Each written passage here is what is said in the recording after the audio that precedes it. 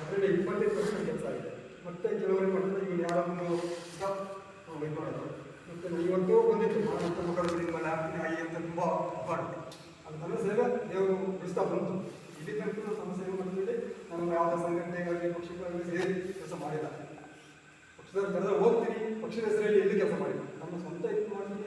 ಇವತ್ತು ಸಮಸ್ಯೆಗಳಲ್ಲಿ ನಾವು ಯಾರು ಹತ್ರ ಬಂದು ಸಹ ಅವರಿಗೆ ಸೇರಿಸ್ತೀನಿ ಅಂತ ಎಲ್ಲಾಗಿ ಕೊಡ್ತಿದ್ದೀನಿ. ಮತ್ತು ನಮ್ಮ ಅಂಗಡಿ ಬಂದು ನೀವು ನೋಡಿದ್ರೆ ಗೊತ್ತಾಗುತ್ತೆ ನನ್ನ ಬರವಣಿಗೆಗಳು ಏನಿರುತ್ತೆ ಅಂತೇಳಿ. ಅವಾಗ ನಾನು ಮಲಯಾಳಿ, ನಾನು ಮೂಲತಃ ಮಲಯಾಳಿ. ಹೋದಾಗ ಯಾವುದೇ ಒಂದು ಸ್ಪೀಚ್ ಆಗಲಿ ಯಾವುದೇ ಮಾತುಗಳು ಎಲ್ಲ ಮಲಯಾಳಿ, ಮುಸ್ಲಿಮ್ಸ್ ಆಗಲಿ ಯಾರಾಗಲಿ ಅಲ್ಲಿ ಏನಿದ್ರು ಮಲಯಾಳಿ ಆಗೋದು. ಆದರೆ ನನ್ನ ಒಂದು ಕನ್ನಡ ಪಡೆದಲ್ಲಿ ಬಂದು ನಾನು ಬೆಳೆದು ನನ್ನ ಒಂದು ಸೌತ್ಯ ಕಾರಣ ಅಂತ ಹೇಳಿದೆವು. ನಾನು ಮಾಡಿದ್ರೆ ನಮ್ಮ ಕನ್ನಡ ತಾಯಿ ಮೊದಲನೇದಾಗಿ ಆ ಕನ್ನಡ ತಾಯಿಯ ನಮಿಸುತ್ತಾ ಈ ನನ್ನ ಮಾತನ್ನು ಮುಂದುವರಿಸುತ್ತೇನೆ. ಹಾಗೂ ನನ್ನ ಒಂದು ನಮ್ಮ ತಾಲೂಕಿನ ಘಟಕಾಧ್ಯಕ್ಷೆ, ಉಪಾಧ್ಯಕ್ಷೆ ಮತ್ತು ಮಾನ್ಯ ಕಾರ್ಯದರ್ಶಿಗಳು ಇವ್ರಿಗೆ ನಾನು ಒಂದು ಕಿಮ್ಮತ್ತು ಹೇಳಕ್ಕೆ ಇಷ್ಟಪಡ್ತೀನಿ. ನಮ್ಮ ಉದ್ಯಾವರದಲ್ಲಿ ಒಂದು ಆಸ್ಪತ್ರೆ ಇದ್ದು ಸುಮಾರು ವರ್ಷಗಳಿಂದ ಅದು ಆಯುರ್ವೇದಿಕ್ ಆಗಿರ್ತದೆ. ಈ ಆಸ್ಪತ್ರೆಗೆ ವೈದ್ಯರಿಲ್ಲ. ಯಾರೋ ಒಂದು ವೈದ್ಯರು ಹಾಕ್ತಾರೆ ಡೆಪ್ಯುಟೇಷನ್ ಅಂತೇಳಿ. ಅವರು ಸೋಮವಾರ ಒಂದಿನ ಬರ್ತಾರೆ, ಬೆಳಿಗ್ಗೆ 10 ಗಂಟೆಯಿಂದ 3 ಗಂಟೆಗೆ ಇರ್ತಾರೆ.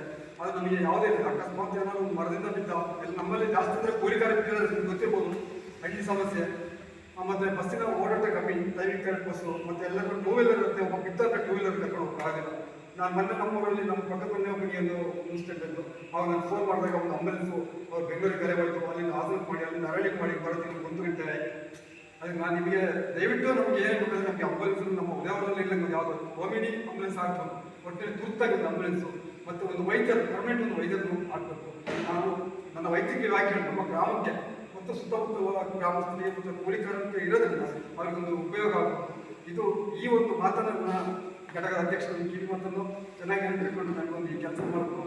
ಅಲ್ಲ ಮುಂದಿನ ದಿನ ಒಂದು ಪ್ರತಿಭಟನೆ ನಾವು ಬಂದುಕೊಳ್ತೀವಿ ಇದೇ ವಿಷಯವಾಗಿ. ಅದಕ್ಕೆ ನೀವೆಲ್ಲ ಸಪೋರ್ಟ್ ಮಾಡ್ತೀನಿ. ನಾನು ಯಾಕಂದರೆ ಸಂಘಟನೆ ಸೇರಿದವರೆಲ್ಲ ನಮ್ಮ ದಿಲೀಪರವರು ನೀವು ಸಮಾಜ ಸೇವೆ ಮಾಡ್ತೀವಿ, ನೀವು ಸಮಾಜ ಸೇವೆ ಮಾಡ್ತೀವಿ, ನೀವು ಏನೇ ಹೇಳೋದು ನಿಮ್ಮ ಮಾತಿಗೆ ಗೌರವ ಕಾಣ್ತಲ್ಲ. ಈಗ ನೀವು ನಮ್ಮ ಸಂಘಟನೆಗೆ ಬನ್ನಿ ಅಂತ. ಆಗ ನನ್ನ ಯೋಚನೆ ಮಾಡಿ ಒಂದು ದಿನ ರಾತ್ರಿ ಯೋಚನೆ ಮಾಡಿ ನಾನು ದಿಲೀಪಿಗೆ ಕಾರ್ಯ ಮಾಡ್ತೀನಿ, ನಾನು ಇರೋದು ಇದ್ದೀನಿ ಅಂತೇಳಿ.